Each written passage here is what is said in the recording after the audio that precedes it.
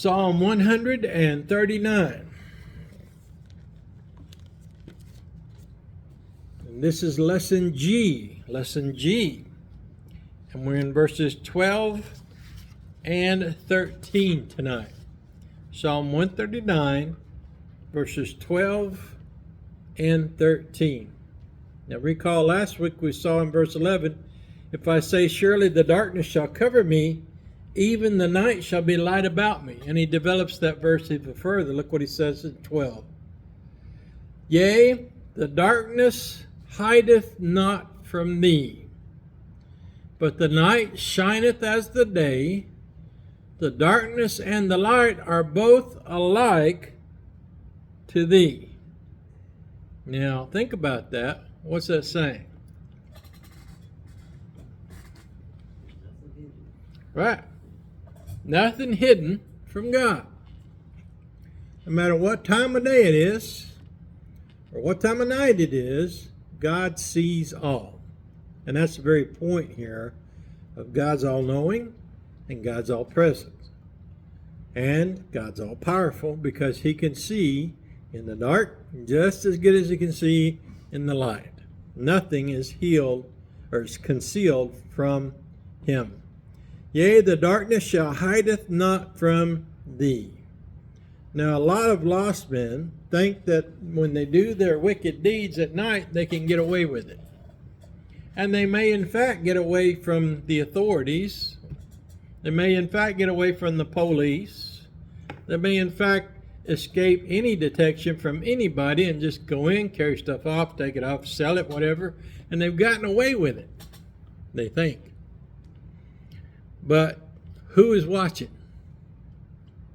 God. Men think that God's too busy to see little old them doing their little old thing, and he's not going to pay any attention to them because they did it at night, so God can't see it. That's their thinking. But it's foolish thinking, because look what it says. But the night shineth as the day.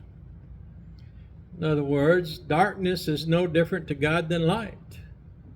He is equally able to see in both. It is but another form of day. It shines, revealing all. It shines quite clearly and distinctly, manifesting all that is done. So these guys that think that darkness can cover their sins are mistaken. The darkness and the light are both alike to thee. This sentence basically sums up all of those thoughts there that has been expressed in the last two verses.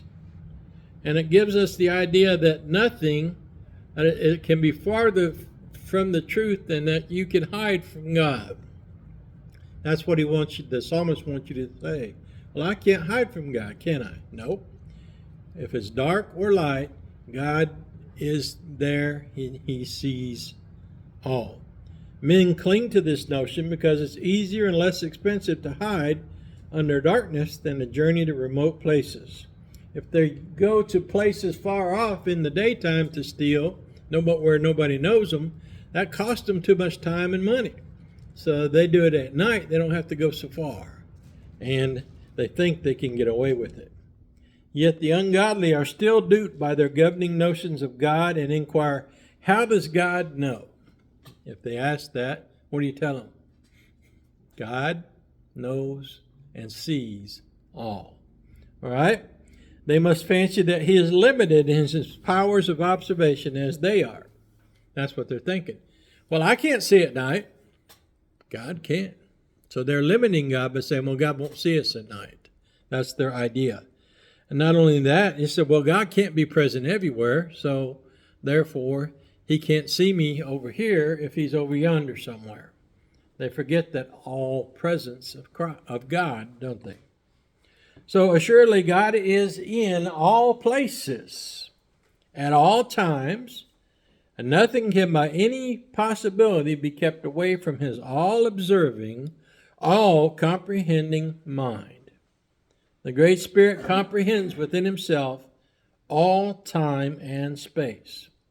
Now, if you say all time and space, what does that mean?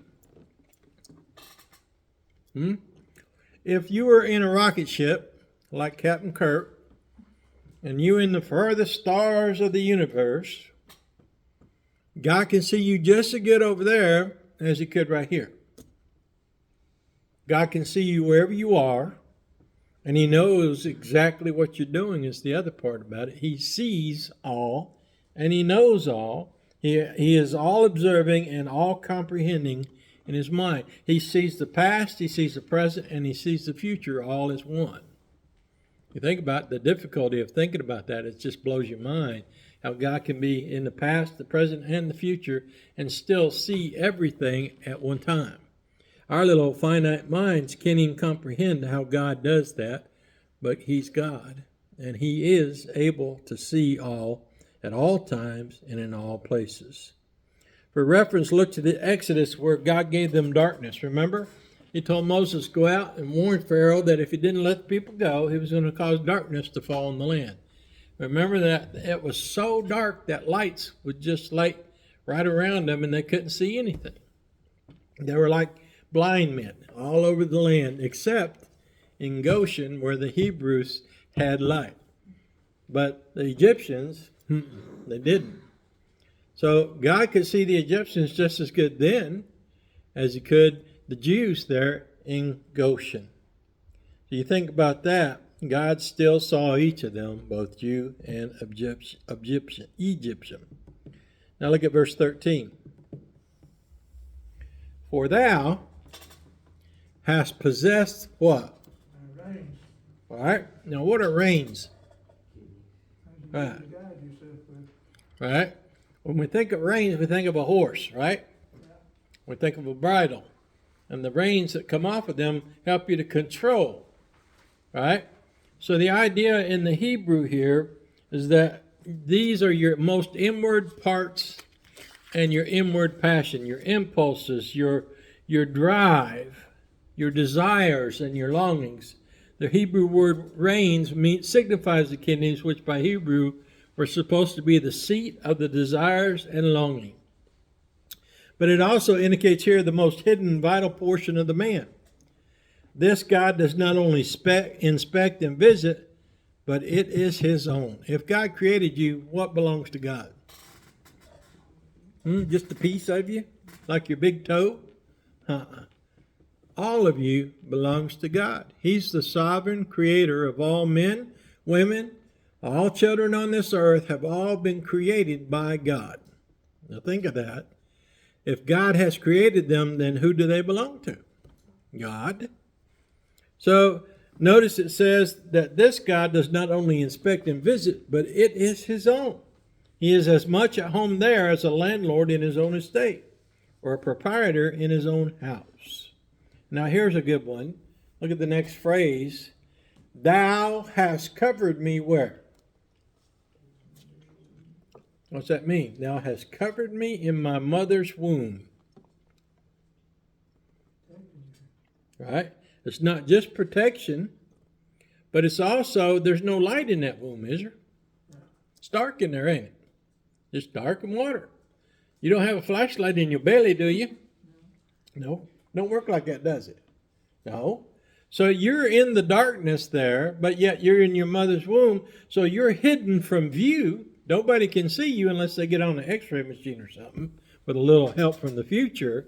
But what this is saying is that before this psalmist could know him or anything or anyone else, God had a care for him and hid him away as a treasure until he saw fit to bring him out into the light. Think about that. So babies to God are treasures. And that he will bring them out and reveal that treasure at the appointed time. So they're a treasure to God. So the psalmist describes that intimacy that God had with him. In his most secret parts, his reins, and in his most secret condition, yet unborn, he was under the control and guardianship of God. Now think about that from the womb. And if you read, we'll continue on in later after this, we'll see more details about that. But notice the word here that covered, it means to interweave or weave, to knit together. And the literal translation would be, thou hast woven me in my mother's womb. woven me in my mother's womb. Now think about that. How do you get put together? How are you made? The biology? Cells mutating and growing and forming and shaping. Who puts all that together? God. All right? He weaves all of your parts together like knitting or weaving a basket. He puts you all together. He said, thou hast woven me in my mother's womb, meaning that God has put his parts together as one who weaves a cloth or a basket. But it means more than that. Not only does it say thou hast covered me, it also carries the idea of protection. Like when you make a hut or a house, and it used to be in the day that they would thatch the roofs and they would weave those roofs together so that they wouldn't leak. And the idea is that God's protecting that baby in the womb from harm. So the idea of this carries a sense of putting us together, all our members, and then uniting us in a bodily frame and form before we are born. Therefore, he must be able to understand all our thoughts and feelings. Think about this. If God put us in the womb, which he did, then don't you think God knows you pretty good? Obviously. A God that knows all would know you. Why? He put you together cell by cell. He put you together limb by limb. He put you together. And then we find here that proves the fact that the psalmist understood his relationship with God. God had been with him from the very beginning of him.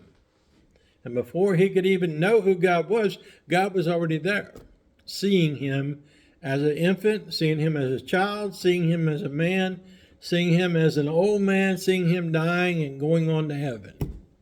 That's how God saw him and knows him, and knows all his thoughts and deeds and actions and ways. We've already seen there in verse number 1, it says, O Lord, thou hast searched me and known me. Thou knowest my down sitting and my uprising. Thou understandest my thoughts afar off. Thou compassest my path and my lying down, and art acquainted with all my ways. And when did he know that? Before the foundations of the world, he saw us. He knew us. And he put us together. And he wrote us down. We'll see that later. He wrote us down in his book. We'll see that a few verses from now. But the idea is that David could not be concealed from God. He could not hide from God. God was right there putting him in together in the womb. How do you think God's not going to see him or know what he's doing throughout the rest of his life when God was there and put him together? But the idea also is that God's protected him and kept him. Remember David when he was young, as a young shepherd boy, what were the two big beasts that come after him, after his sheep? Bear and a lion, remember that? Now you imagine a young shepherd boy, probably 12 to 14 years old. They said he was a youth or a ruddy lad. Imagine him going up against a bear or a lion. The odds aren't there, are they? You'd think that the lion or the bear, either one would have had him for a snack, as little as he was. But yet, he was relying upon God. He knew that his strength came from God, and God helped him to defeat both those animals, didn't he? Without a problem. And God helped him, and he was able to defeat Goliath as well, who was there covering him and watching him, God. And he's right here, protecting and watching over us and covering us just as well as he was David back in the day. He's still not lost any power or strength or eyesight. He's not an old man that has to have glasses now to see. No, God doesn't age because he's eternal. And neither shall we once we get those eternal bodies. But as he was not concealed from God before he had seen the light of day, so he could not be anywhere hid from God. So the idea here that men think that they can escape God's notice because it's dark, no way. God can show you that He even sees you in your mother's womb.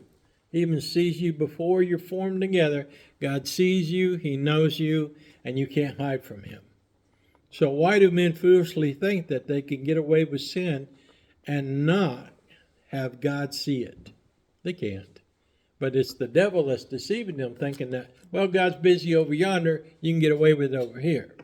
That's the devil deceiving them.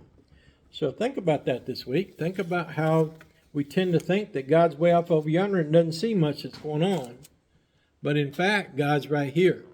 Remember what Jesus said, wherever 2 or 3 are gathered together in my name, there what? I shall be where? In the midst of them. Not only is He in the midst of the church, He's also in the midst of us. When we're saved, God indwells us. The Holy Spirit, Christ, and the Father all indwell in our souls and occupy our souls. So how is it that you think God doesn't know you and God doesn't know what you're doing? That's foolish, isn't it? God knows us and knows what we're doing. So think about that this evening. All right, next time we'll take up with the next verses, and we'll see that continuing thought there about being covered in the mother's womb. Let's all stand.